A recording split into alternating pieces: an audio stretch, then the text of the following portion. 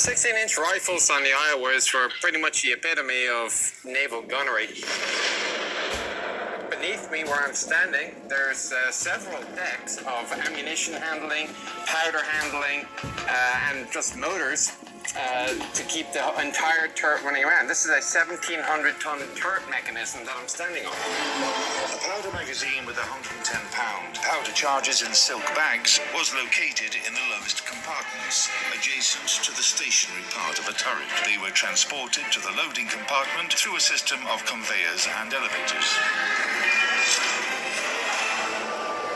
So this arrow goes to red. That lets me know there's a bag here. I'm going to open this. The bag will come out, and then I'm going to roll the bag into here. And I'm going to let them know on the other side that there's a bag in that scuttle. The sailors here would stay here, and the sailors in there would stay in there. But let me show you how all this works.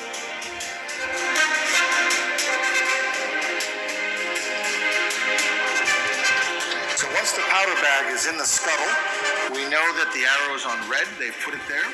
Then we have to open this one. That brings out the 110-pound powder bag. And then the sailors would have to lift it and then put it right in here onto this tray.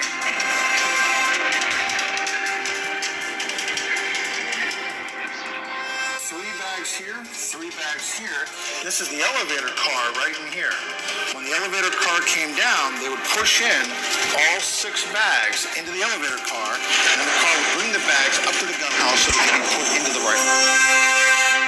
Munitions themselves can vary in design, usually depending on the size of the ammunition. So 16-inch shells, similar to this, you could not have a single cartridge of that size. It would just be too heavy, too unwieldy. As it is, these things are pretty much a ton in weight. So you have to load the projectiles separately to the propellants. First of all, a shell should have been inserted into the gun barrel. Shells were stored in a 2-storied annular magazine inside the turret's barbette. A separate hoist was used to feed them. Will only be slid over to the hoist. Once it's placed in there, a hoist operator would use this handle, pushing it all the way over, causing the projectile to go up.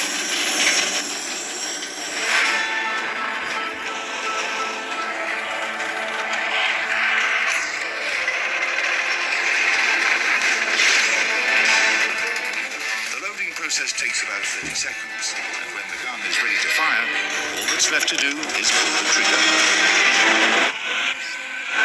First, we have to let everyone on the ship know we're about to fire. So we sound the salvo alarm. Around the ship, it sounds like an and. Down here, it's a bell. And then we're ready to fire. This is the manual trigger right here. Once this is pulled, the guns are fired.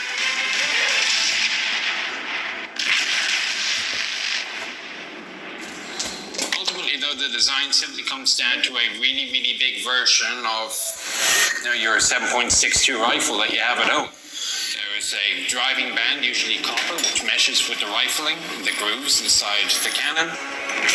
Round goes bang.